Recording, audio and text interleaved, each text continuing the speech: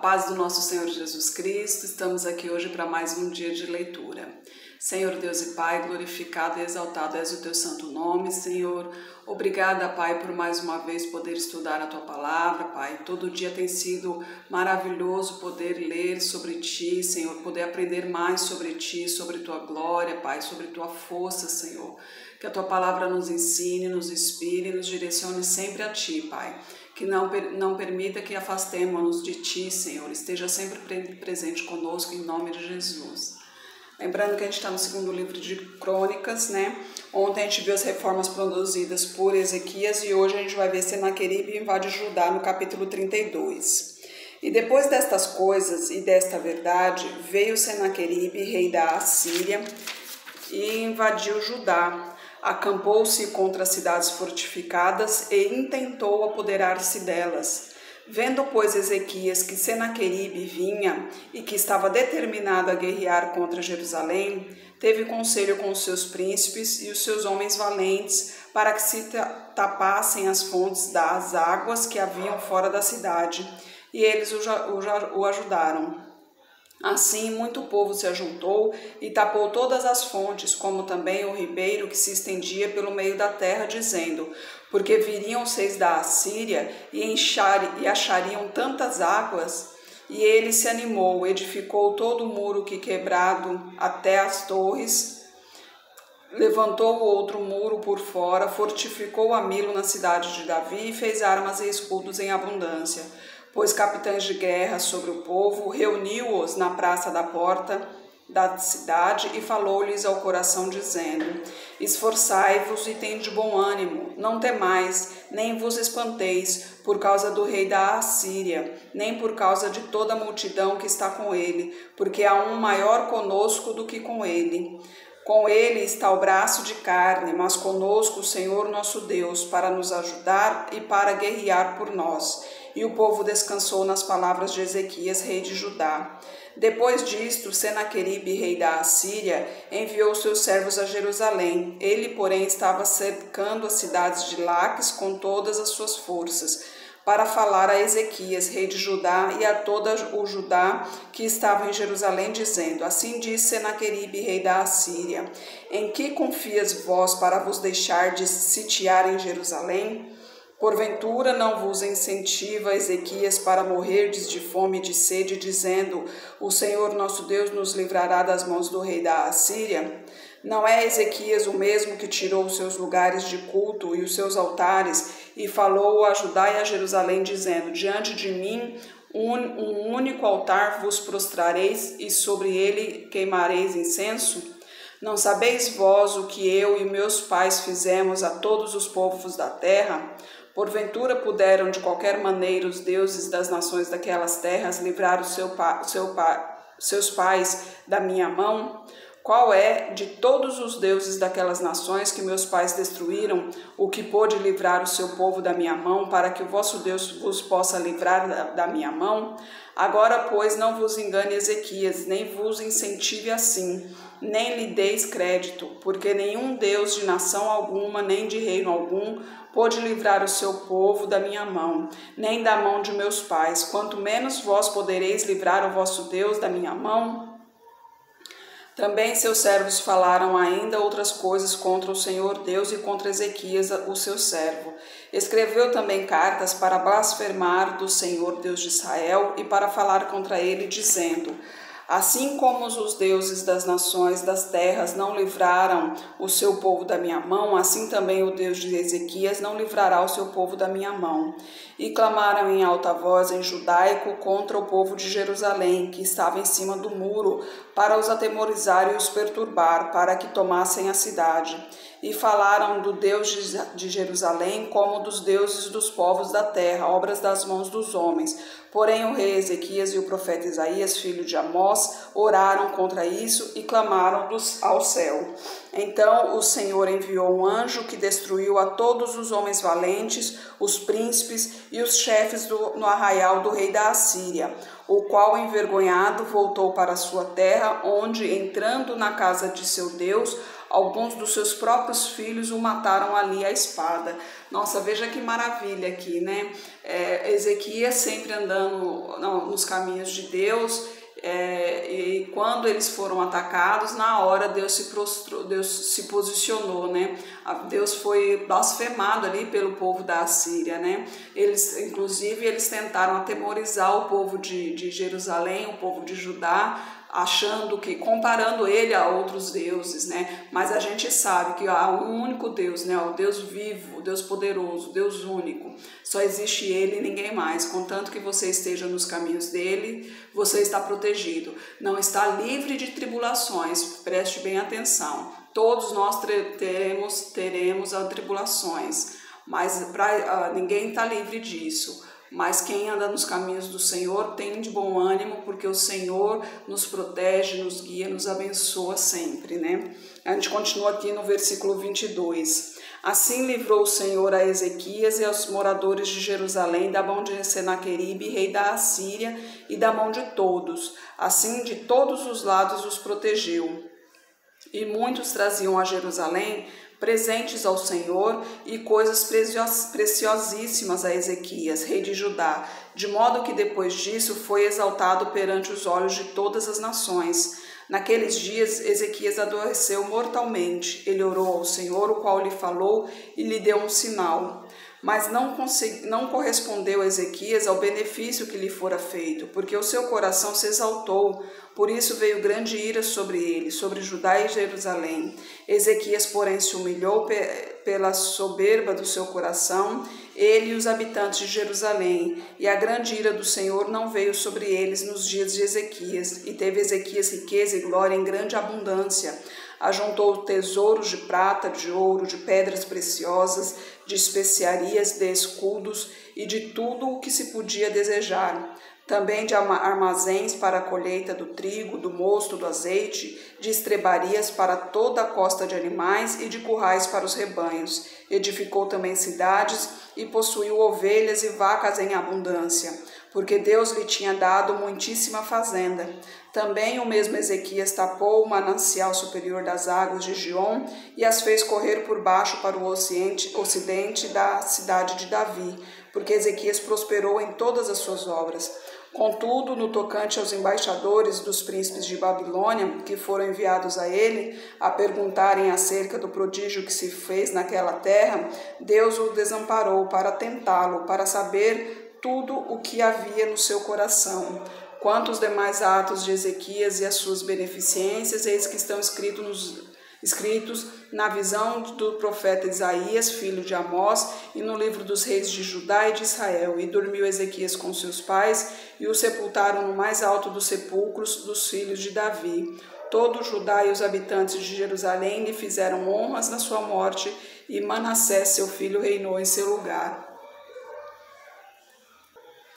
Então imagina só a maravilha aqui, né? Com tudo que Deus fez, o que aconteceu, Ezequias acabou se exaltando, né? Porque o povo começou a adorar Ezequias, né? Só que ali foi uma obra de Deus, então obviamente Deus ficou muito triste com isso. Com isso Ezequias se entristeceu, Ezequias adoeceu, né? E todo Judá estava sofrendo, mas Ezequias abriu os olhos em tempo, né? As vendas dos seus olhos foram tiradas e ele percebeu que ele estava se exaltando, sendo que a glória era para Deus e não para ele. Então se humilhou perante o Senhor, e com isso o Senhor o abençoou e o protegeu até o seu último dia, né? Aí a idolatria de Manassés no capítulo 33. Tinha Manassés 12 anos de idade quando começou a reinar, e 55 anos reinou em Jerusalém. E fez o que era mau aos olhos do Senhor, conforme as abominações dos gentios que o Senhor lançara fora de diante dos filhos de Israel, porque tornou a edificar os altos que Ezequias, seu pai, tinha derrubado. Levantou altares a Baalim, fez bosques, prostrou-se diante de todo o exército dos céus e o serviu, e edificou altares na casa do Senhor, da qual o Senhor tinha falado. Em Jerusalém estará o meu nome eternamente. Edificou altares a todo o exército dos céus em ambos os pátios da casa do Senhor. Fez ele também passar seus filhos pelo fogo no vale do filho de Inom, usou de adivinhações e de agouros, de feitiçarias, e consultou adivinhos, encantadores, e fez muitíssimo mal aos olhos do Senhor para o provocar a ira. Também pôs uma imagem de escultura do ídolo que tinha feito na casa de Deus, da qual Deus tinha falado a Davi e a Salomão seu filho. Nesta casa e em Jerusalém, que escolhi de todas as tribos de Israel, porei o meu nome para sempre.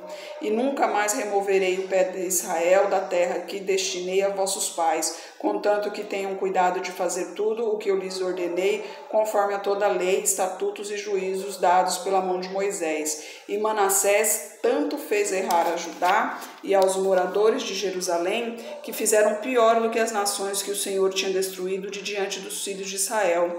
E falou ao Senhor a Manassés e ao seu povo, porém não deram ouvidos, Triste ouvir isso, Mais um que se afasta de Deus.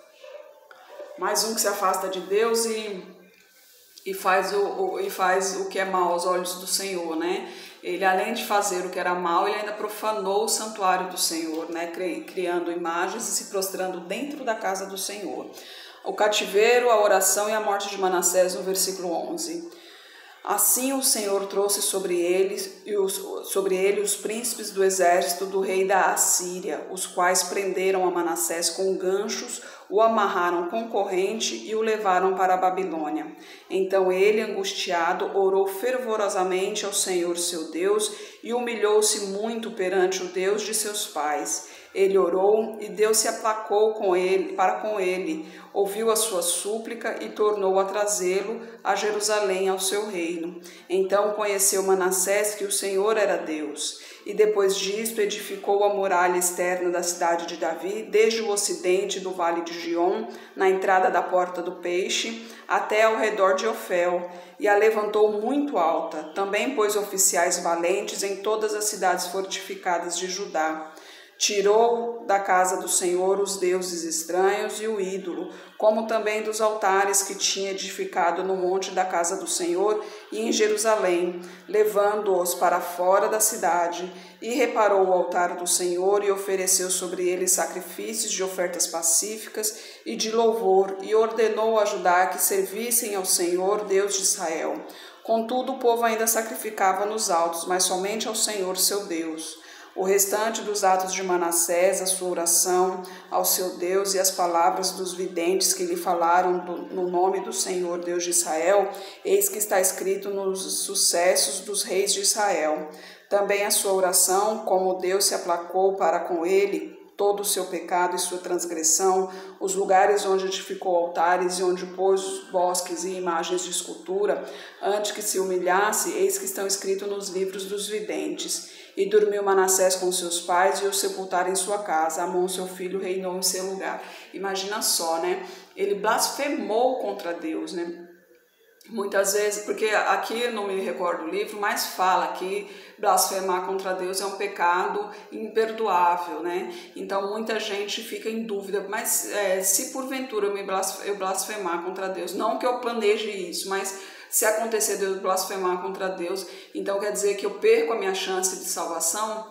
A gente mesmo, nós somos seres humanos, nós não podemos dizer isso, mas aqui a Bíblia mostra que contanto que você se arrependa de coração, lógico que você não vai fazer premeditado, não, eu vou fazer tal coisa, depois é só pedir perdão, não é assim que funciona, Quando a gente faz alguma coisa errada, com intenção, aí a situação é um pouquinho mais grave. Mas aqui está dizendo, que Manassés, ele foi contra Deus em todo o tempo e ele blasfemou, o santuário de Deus ali, colocando imagens, sacrificando a outros deuses na casa do Senhor. Mas quando ele orou, aqui fala que ele orou fervorosamente ao Senhor, seu Deus, e humilhou-se muito perante o Deus de seus pais. Então ele realmente se humilhou, ele se rebaixou, ele se entregou totalmente. Ele viu que ele mesmo não tinha mais forças, ele não tinha mais chance alguma de qualquer coisa. Então ele literalmente se entregou a Deus e de coração, de mente aberta. Por isso que Deus o perdoou e o abençoou novamente, inclusive o trouxe para casa. E quando o trouxe para casa, o que ele fez foi agradecer ao Senhor, fazendo o que era reto aos olhos dele, né? Renovando o santuário ali, derrubando as muralhas de Baalins, arrumando ali o muro, erguendo novamente o muro, fazendo toda a proteção da cidade e principalmente, né, renovando a casa do Senhor, tirando tudo ali o que não pertence a ele. Aí aqui continua no versículo 21, o reinado de Amon. Tinha Amon 22 anos de idade quando começou a reinar, e 2 anos reinou em Jerusalém, e fez o que era mal aos olhos do Senhor, como havia feito Manassés seu pai, porque Amon sacrificou a todas as imagens de escultura que Manassés seu pai tinha feito e a serviu, mas não se humilhou perante o Senhor como Manassés seu pai se humilhara. Antes multiplicou Amon seus delitos, e conspiraram contra ele e os seus servos e o mataram em sua casa. Porém, o povo da terra feriu a todos quantos conspiraram contra o rei Amon, e fez reinar em seu lugar a Josias seu filho. Aqui o reinado de Amon foi curto, né? Porque ele seguia os caminhos, os primeiros caminhos de Manassés, né? Porque Manassés, ele no começo, ele realmente fez o que era mal aos olhos do Senhor, mas quando Manassés morreu, o povo ainda sacrificava aos Baalins, né? O povo ainda sacrificava aos deuses estranhos. Então, com isso, quando Amon entrou, provavelmente ele pensou que deveria seguir esse caminho, né? Mas Manassés acordou em tempo e pediu perdão a Deus, né? Agora, Amon não. Amon, infelizmente, ele se manteve no caminho mau e com isso acabou morrendo afastado do Senhor, né? E aqui Josias, seu filho, que reinou em seu lugar. E amanhã a gente vê Josias abole a idolatria, né? Josias, pelo visto, vai continuar nos caminhos do Senhor aqui. E por hoje a gente encerra, né? Senhor Deus e Pai, glorificado e exaltado és o teu nome, Senhor. Obrigada, Pai, por tua palavra, pelos teus ensinamentos, Pai. Obrigada por tua mensagem, Senhor. Esteja com essa pessoa que está orando comigo. Derrama a tua unção sobre ela, Pai. Que caia por terra toda seta maligna direcionada a ela, Senhor. Toque em sua vida, Pai. Toque em seus sentimentos, toque em seu espírito, Senhor. Que a tua unção caia sobre ela, Pai. Eu não sei quais são os problemas dela, mas o Senhor sabe. Seja qual for, nada é impossível para ti, Senhor. Peço a ti pelos meus familiares, pelos meus amigos, derrama a tua unção sobre cada um, Pai. Eles estão longe, né? Não temos os contatos hoje em dia são todos virtuais devido a essa pandemia, devido à distância, mas o meu coração está com cada um deles, Senhor. Derrama a tua unção, eu intercedo por cada um, Pai. Muitos deles necessitam de ti, estão afastados de seu caminho, precisam conhecer o teu nome, precisam conhecer verdadeiramente o que é servir a ti, Pai. Precisam ter a consciência do teu plano de salvação para cada um deles. Eles precisam entender que o Senhor os ama, independente de suas atitudes. O Senhor os ama e os quer salvar, os quer do seu lado um dia aí na terra prometida, Pai. Derrama a tua unção sobre cada um deles. Peço pelos teus filhos, Senhor. Nós precisamos de ti, não somos nada sem ti, Pai. Derrama a tua unção sobre cada um de nós, proteja-nos, nos guie, Pai. Nos conceda sabedoria e discernimento, Pai, principalmente aos teus filhos, onde moram em lugares que o teu nome é proibido, Senhor. Que eles tenham sabedoria e discernimento para proclamar a tua palavra sem se colocar em risco, sem colocar em risco a sua família, Pai. Derrama a tua unção sobre cada um deles, Senhor. A tua palavra diz que o teu fardo é leve, Pai. Que a gente tenha o teu fardo a carregar, Senhor, porque o Senhor está conosco. Pois o fardo do mundo é muito pesado, Senhor. Somos fracos, não conseguimos carregá-lo.